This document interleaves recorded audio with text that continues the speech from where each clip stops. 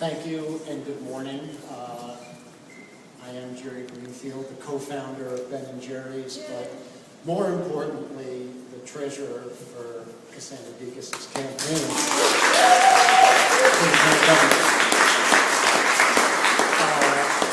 We have some wonderful guests here this morning who will speak briefly, and I'll introduce them, but as long as I have the microphone.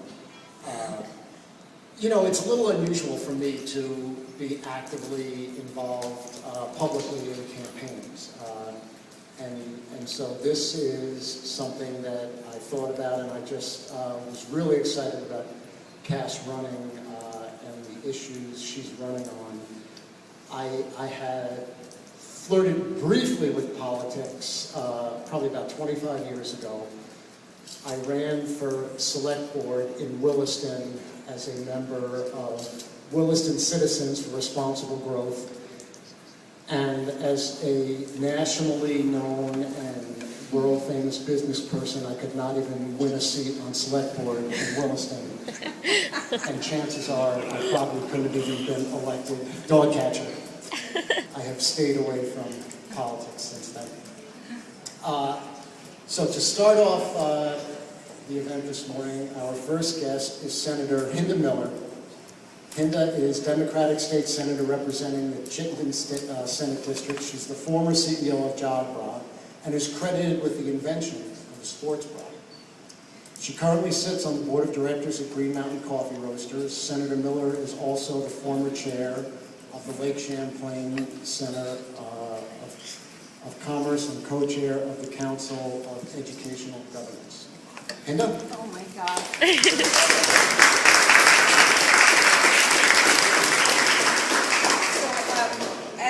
I am a retired state senator after 10 years of service.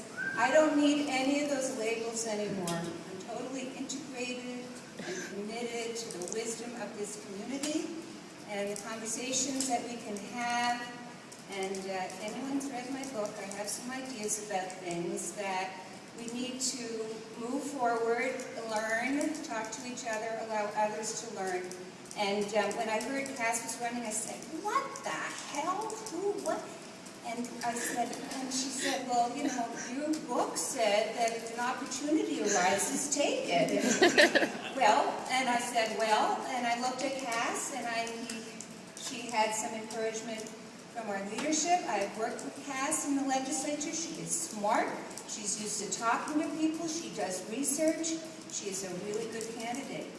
And so for us, especially us women of a certain age and wisdom, when we see these young people, and we have so many of them, I got to work with them in the legislature. We have so many of them, and they're all going to talk to Cass and going to be able to have a conversation about what 30-year-olds see in Vermont and what their challenges are. Because sometimes we older people, we get in the way because the world has changed. So there's no way of doing it. There's no path forward. Everyone can create their life. And those of us who stand here, we encourage Cass on that journey. So it is my pleasure to support Cassandra in this voyage.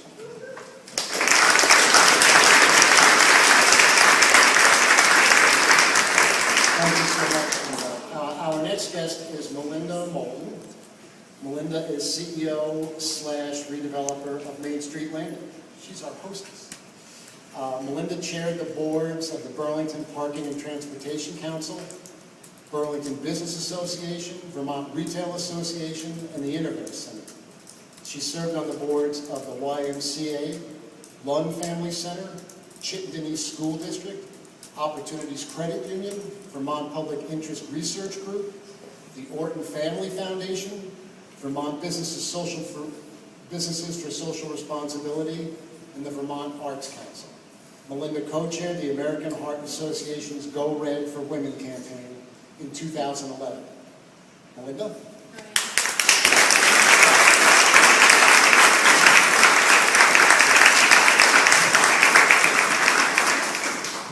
My name is Melinda Moulton, and I stand here with Cassandra Gekas because I believe she will be a great political force for Vermont, not just this year, but for years to come. Cassandra Gekas has decided to run against a well-known public figure, Lieutenant Governor Phil Scott.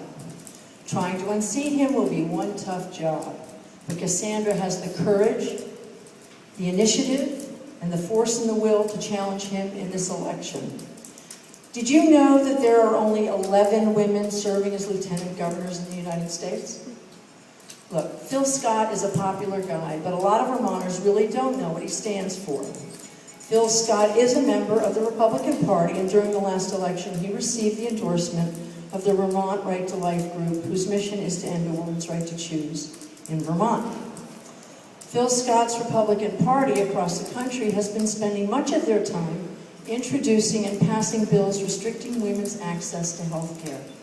Lawmakers have introduced more than 1,000 reproductive health bills which seek to undermine women's health. In the first half of 2012, states enacted 95 new provisions relating to restricting abortion, family planning, and sex education. The top GOP ticket of Romney Ryan, if elected, would end funding for Planned Parenthood, overturn Roe v. Wade, restrict contraception, dismantle Medicaid, and repeal the Affordable Care Act. Lieutenant Governor Scott is a member of the Republican Party, and I believe Vermonters need to understand his positions on these issues. What portions of the GOP platform does Phil Scott stand behind?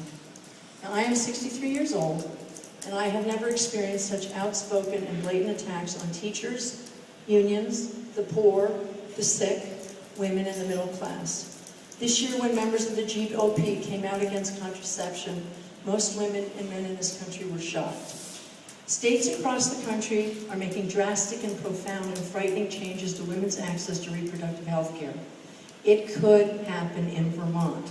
With a different governor and a different legislature, we could see Vermont become a bastion of intolerance, religious dogma, and far-reaching restrictions on women's reproductive choices. Now, I know what Cassandra Gekas stands for. She stands for women's reproductive freedom and health, universal health care, closing down Vermont Yankee, protecting equal rights for all, investment in education, addressing climate change, investment in renewable energy and public transportation, and protecting programs that help and serve the most disadvantaged of us all, the poor, the hungry, the unemployed, the sick, the disabled, and those with special needs. So, to Cassandra Gekas, and all of us in Vermont, in Vermont who believe in fairness, equality, personal choice, and helping lighten the load of those less fortunate, I say stand up, speak out, fight for and vote for these values and ideals that define the Vermont that we all love and cherish. Thank you very much.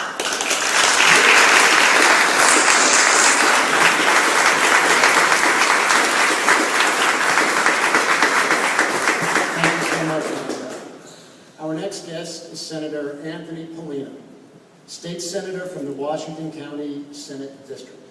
Senator Polina is the second Progressive Party member to sit on the Vermont State Senate and has served as a senior policy advisor and has also worked as policy director for the Vermont Public Interest Research Group. Anthony?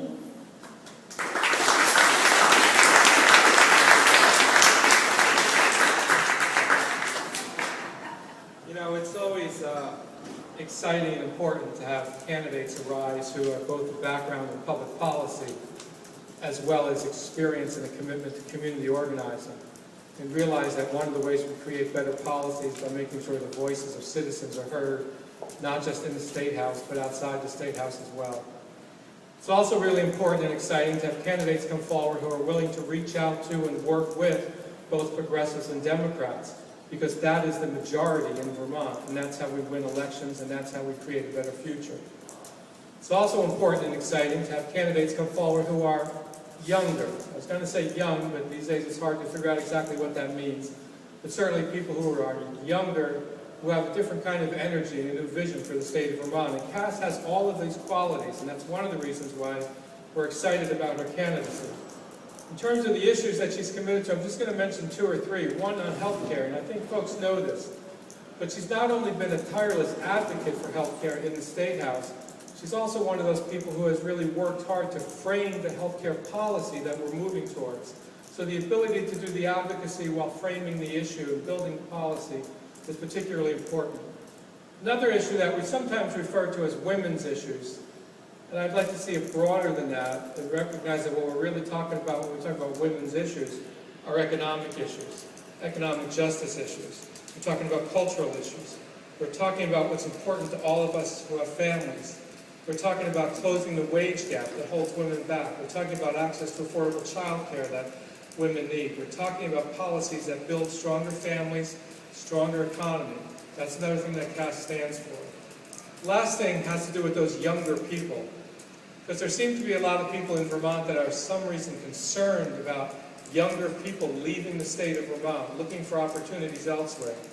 Now those of us who pay attention obviously actually know that Vermont was recently deemed to be one of the 10 most entrepreneurial states in the country. But there are still those who would like to believe that it's not a good place for young people and young business people. Well, let's be clear.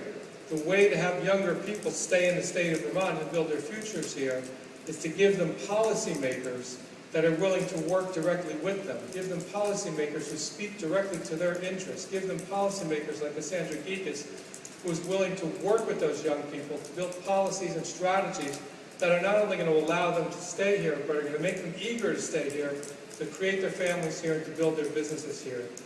So those are the kinds of leaders that we need. That's the kind of leader that Cassandra will be. And that's why I'm very proud to be here and encouraging her to take on this race for Lieutenant Governor. Thank you.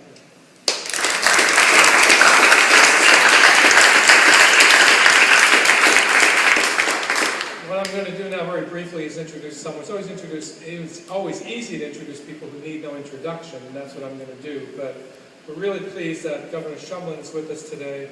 He's someone who has been a voice particularly strong, not just the protection of Vermonters, but moving us towards a universal single-payer healthcare system. That's one thing that we're all very happy about. It's one of the things that CAST is committed to. It would be great to have a lieutenant governor willing to work with the governor to move that agenda forward. So I'm really pleased that Governor Peter Shumlin is here today, and I want to welcome him.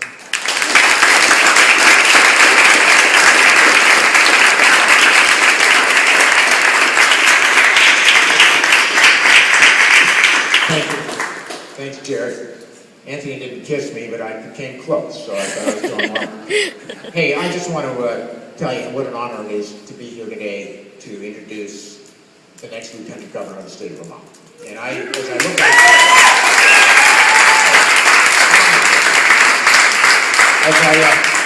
I look around this room, I understand the strength of this candidacy. And I just want to say the first I heard about Cash running for Lieutenant Governor was in a field where we were clipping the ribbon on yet another solar project in East Montpelier, Vermont. And Anthony Plena came up to me and said, "What do you think?"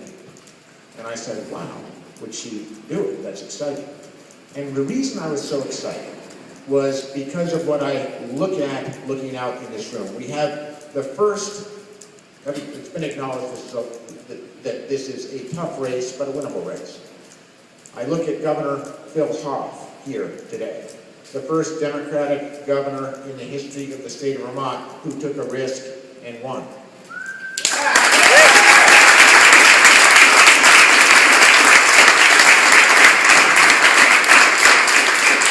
I think here in the biggest city in the state of my other great friend, Bernie Sanders, who ran for mayor, took a risk, and won. And look what it's done for Vermont. I think about all of the folks in public office today who have had to take a risk to make a difference. And I think that's what this race is all about. Look, here we are united, progressives, Democrats, thoughtful independents like Representative Paul Poirier and others, coming together to say, we stand here today to introduce what we believe will be a great lieutenant governor for the following reasons.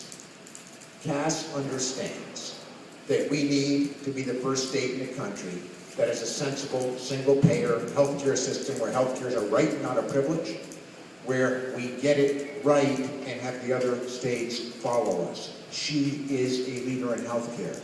Second, as has been mentioned, what we have in common as statewide office holders, and